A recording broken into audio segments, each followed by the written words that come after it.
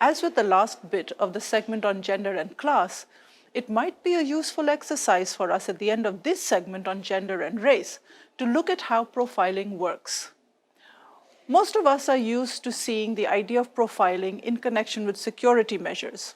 So we know, for instance, that the police in some countries will stop drivers of a certain gender, appearance, race, even age. But most of us are conditioned to judging people by how they look, even if we don't want to or mean to. One of my favorite examples of this kind of profiling is this cartoon. If we could see how the other person saw us, would it initiate a dialogue in which we could learn more about each other so that we could actually speak with each other rather than only about each other?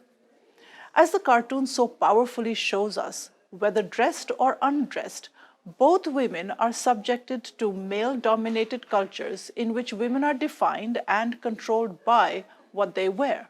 Maybe then we would know how to help each other. I'm going to leave you with this last image and this question: how do we profile Jesus? Which of the two images do you think represents him more accurately? And what is the painting of Jesus surrounded by his followers telling us in terms of a discourse that cannot acknowledge that Jesus was born in the Middle East and could not possibly have had the coloring or the features that Western art depicts him with? What would it mean for the white colonizer to admit to his Oriental colonies that God was not white?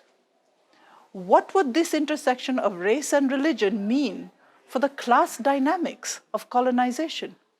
This image is quite self-explanatory. The young man on the left is a mass murderer who shot a group of people in a church, while the other person on the right is a random Muslim. Which do you think that the general public is going to think of as a terrorist?